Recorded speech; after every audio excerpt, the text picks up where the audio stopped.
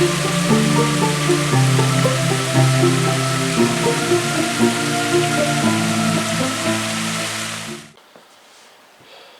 morning, everyone. Have you begun to build the world that you want to see? Have you started with yourself? Have you shed your fear of what others might think? You know, being in that little space of, oh, well, what will so-and-so think of me if I do this? Ladies and gentlemen, that is a prison, and it's one you need to break free from that. And I'll give you a little secret. There aren't any guards. You can literally just walk out at any time. It's going to be rough for a while. Because people are going to say things like, oh, I thought I knew you. And they're going to walk out on you. You know what I've learned in my 43 years on this planet, going on 44? Those were never your friends. And if they once were, they've lost sight of what that means. So, let's go ahead and get into this thing, shall we? We don't really have a whole heck of a lot of time today, but I wanted to break out the Celtic Tarot today. I love this deck. It is a beautiful, beautiful deck.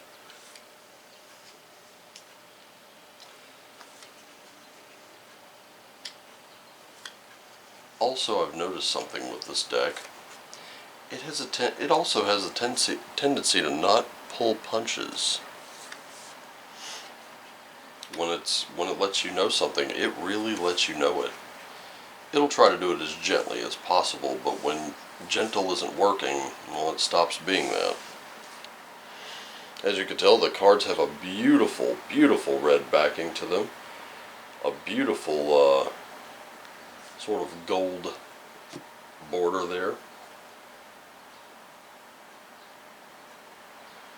And you know what? I am seriously contemplating picking up a copy of that book, Taliesin's Map. It's a comparative guide to Celtic mythology. I really want the hardcover, but it'll take like a month to get to me. I think that's because it might be print on demand. I do not know.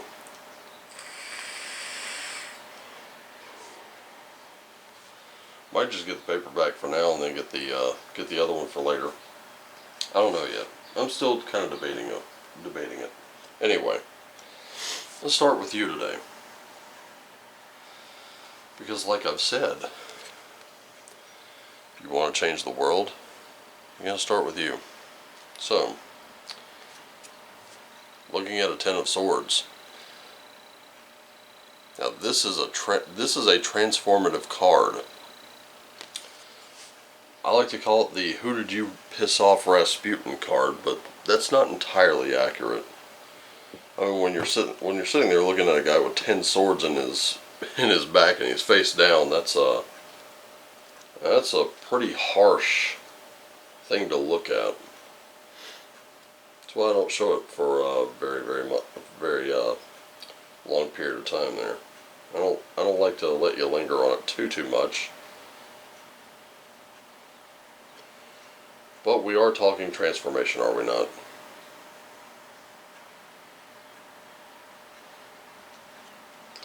And I think we are. Because this is your breaking point. But at first glance, things can't get any worse. So this is like the end of things. Now, to an extent, that's a perfectly valid observation, but there's more to this card than initially greets the eye. First and foremost, this is not a card of violence or murder. It belongs firmly in the realm of swords. I want to be just like that guy when I'm all grown up, by the way. It belongs firmly in the realm of swords, which we know governs the mind and the intellect. So we can deduce that this poor guy right here, this poor soul, pinned by sharp swords of thought or by thoughts of others that have denigrated the spirit to a point of apparent no return. So this places you, the individual, Perhaps the most significant sword is the one that penetrated the head, which you can see right there.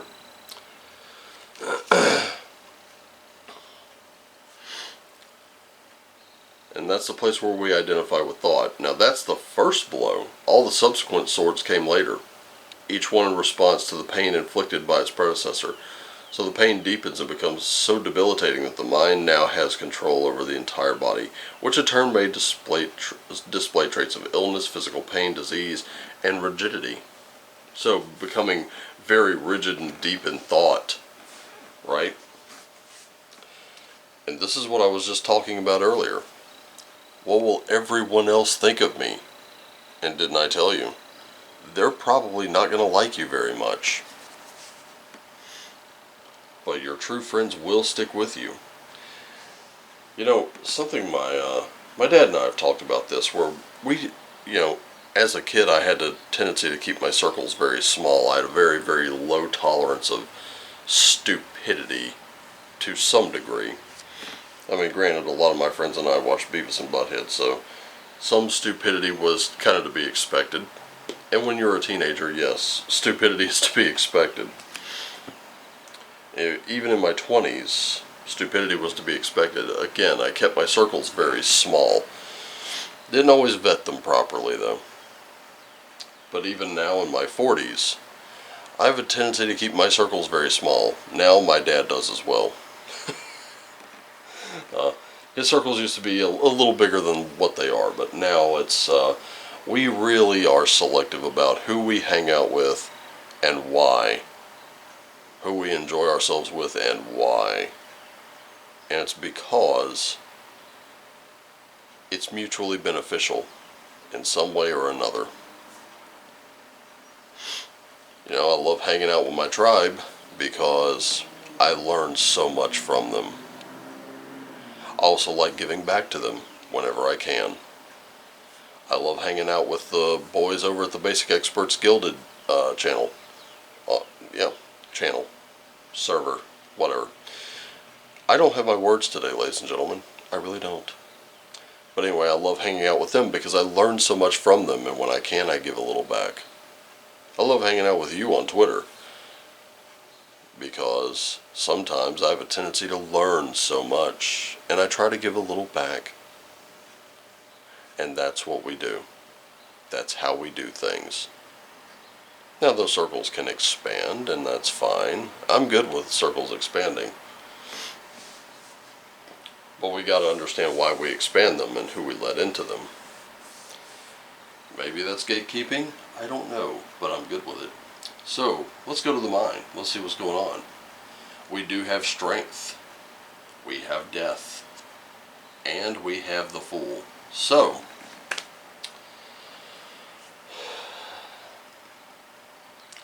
talk about rigidity for a moment with this. Moving from here, we have strength. Now, there are times where you're just kind of looking at things going, I can't even. Or most people will go, man, right now I can't even. I can't wrap my head around that. That's insane. But you're different, aren't you? Having a little rigidity in your thought means that it's strong, that it can't be broken. But on some things, having that strength is a very, very good thing. Having that mental strength is a very beautiful thing.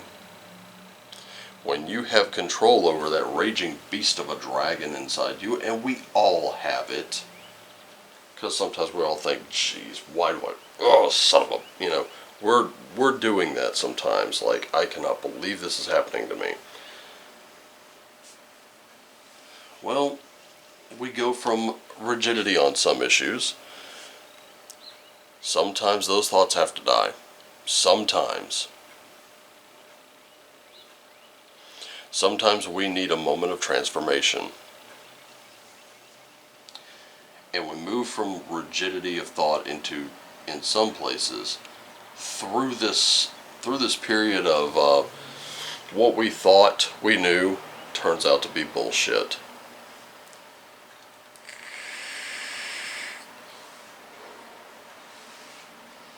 And then we move over here to the Fool. Now, let me tell you something. This can cut both ways. This is that double-edged sword in our mind. Because we go from being so strong in one particular thought that when it's shown that it's bullshit, if we're not experiencing some kind of cognitive dissonance, we tend to overcorrect sometimes.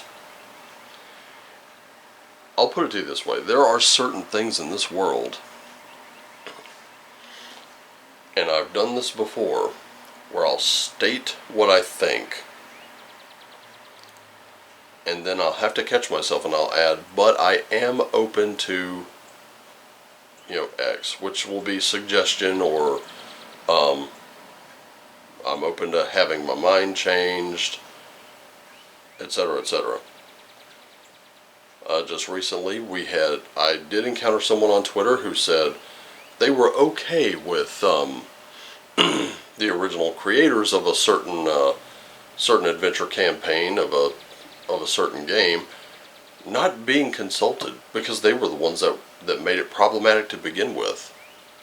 Well, I happen to have the PDFs of the books, and so I said, okay, what specifically is problematic? I do have the PDFs here, so I can check that out. And then suddenly the person who made this claim was like, oh, I see you have a lot invested in this. Well, I'm not interested. Really? And they became super defensive. Oh, if you're just going to use this to dunk on me, go right ahead. No, I'm just asking a question. What specifically is problematic? I will look into it. I have the means to look into it. Go ahead, tell me. I never got an answer. And in fact, when I showed up later, their tweets were protected. Which shows me that this is a person who does not formulate thoughts of their own. Here I was, showing them I'm ready to listen. Tell me what's going on. No. I think the more accurate description was, they're just spouting whatever their opinion may be based on something someone else told them. They don't have any actual proof. So while I am open to it, they didn't see fit to give me that education. Let's discuss it a little bit, see what happens. And may I add, that is irresponsible on that person's part. It is irresponsible because they're holding on to information that they can easily share, and they've chosen not to. Your chance to win a convert today. Fail. So, I remain in my camp on that thought. Now, if ever actual evidence were presented, perhaps my thoughts would change. But I'm not going to overcorrect to say, oh, you're right, well, that past part should be done away with. All those books should be burned and deleted. Not willing to overcorrect like that. That'll lead you straight off the cliff. And we've seen that one too many times. So, keep your wits about you, ladies and gentlemen. Sometimes your opinion on a subject can change, and that's okay. Alright, so going into the physical. The physical, we have the tower. We also have Merlin.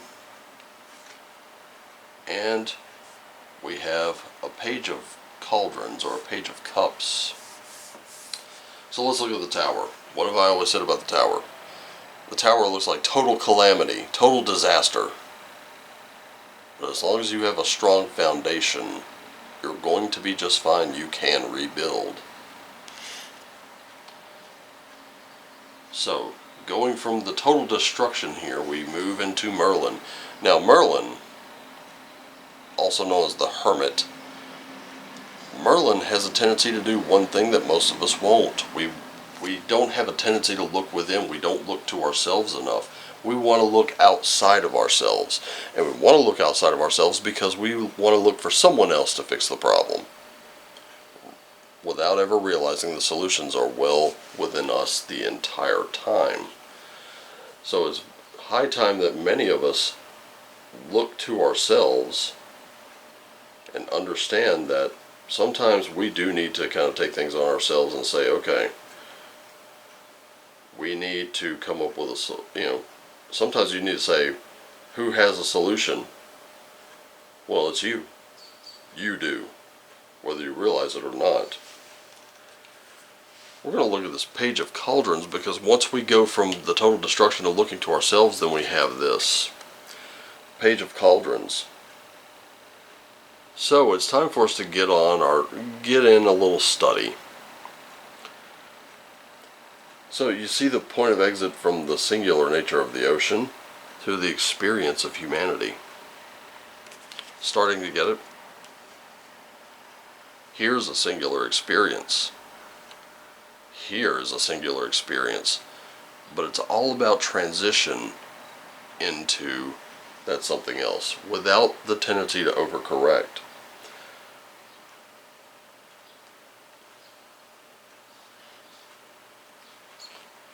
But we need that deep consciousness, the higher self, that occupies that cup, that the goddess Branwen here is looking at intently. So, how do you get those creative beginnings? How do you build on that foundation? Look within. And let's cap off with the Spirit. We do have a Queen of Swords. We have a Nine of Swords too. And then we have a Page of Swords. A lot of swords today. A lot of swords, a lot of court cards. There's a lot of emotion here too. But the Queen of Swords tends to cut through all the bullshit. Now, as much as we want to vet and we want to cut through bullshit, what we don't want, and it's going to burden us for a little while, that Nine of Swords keeping us up at night. Remember what the Havamal says, that the foolish man tends to stay up all night worrying, and then when he wakes up in the morning after getting too little sleep, his problems are still there and he has no energy to combat them, does he? I'm not quoting it directly, but I am quoting it. And then we have that Page of Swords. Now, the Page of Swords,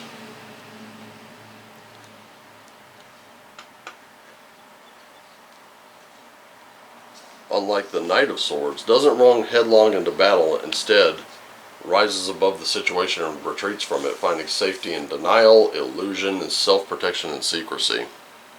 Remember what that example I just talked about? So don't walk away from the problem. You're going to have to meet it head on. But this is it. This is that when you have all that worry on you. You're trying so hard to vet that you're trying to cut through every layer of bullshit you think is in front of you, and you're irresponsibly abandoning things. You're displaying your ignorance.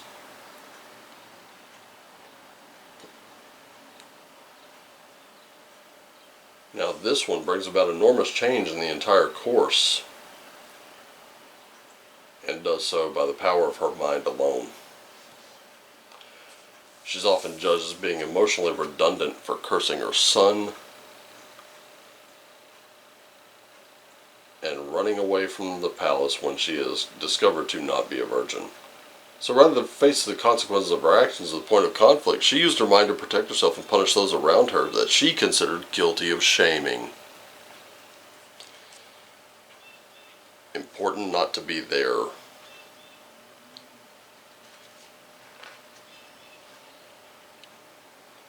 So you're going to have to be vigilant and bide your time. Timing is of great importance, so gather your information carefully, do your research, Because there's more to the situation than what's initially apparent, right? Just like this Ten of Swords here, there's more to this than meets the eye. Forewarned is forearmed. And this card also suggests that a personality type that's keen on spying and gleaning information about others is involved in the issue. So be wary, because their motives might not be in your favor. Right? So we're looking at a little bit of a maturity of thought for today. And the question that I see popping up is, are you growing? Are you blaming the world around you for the many things that just aren't there? Because it's time to grow up. It's time to get rid of that thought.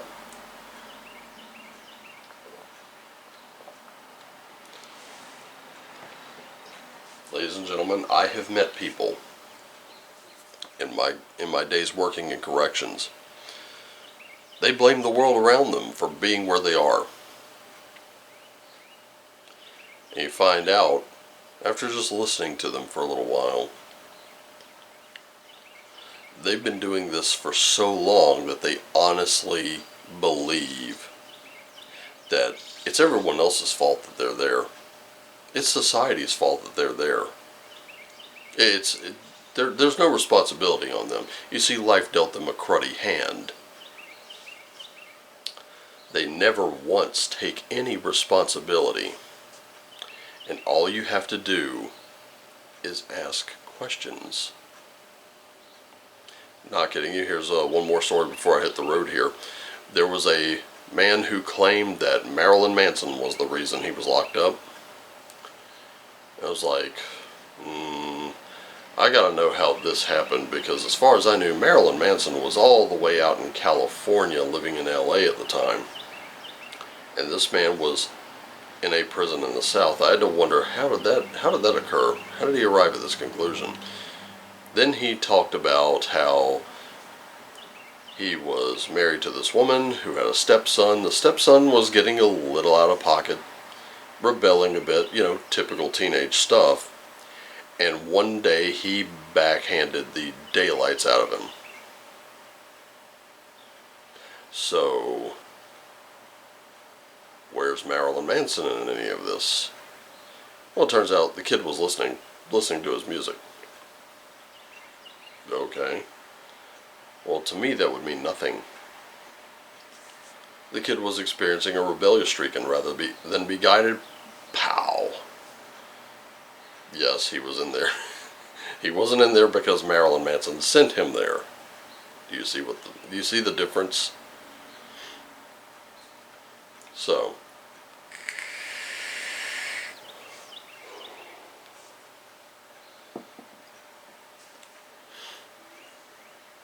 you might think the world around you is working against you, and some days it very well may seem like that. But the fact is, you may not be able to control the world around you. You can only control yourself. So experience that self-control that comes from looking within. Stop cursing all those around you. Roll up your sleeves. Do your work. Take some responsibility. That's where it all comes from. And don't try to overcorrect when you see that something is wrong. Just recently at work, someone asked me, why do you never fill out the backs of these forms? I was like, I wasn't aware I had to. They were like, yeah. I was like, okay, good to know. I really wish someone had told me before, but good to know now. Now, whenever certain things pop up, I fill out the backs of the forms.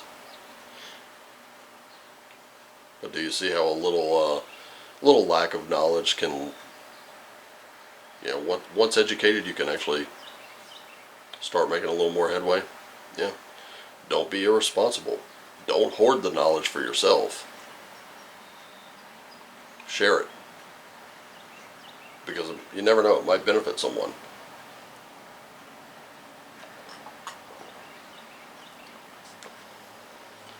Happens all the time. I've had to do it a time or two myself. I've had to be there and be like, hey, do you know that you have to do, X, Y, and Z here, not just A, B, and C? They're like, no. Well, here, let me show you. Guess what? Problem solved. You can't blame the other person for what they don't know. Right? And it's irresponsible to hoard that knowledge for yourself. But that's everything I've got, ladies and gentlemen. I gotta get this thing in pipe, get it uploaded.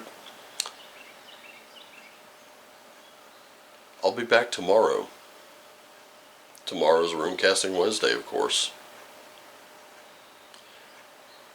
You know what? I may be here on Monday the 2nd. Maybe. I don't know yet. We'll have to see. But in any case,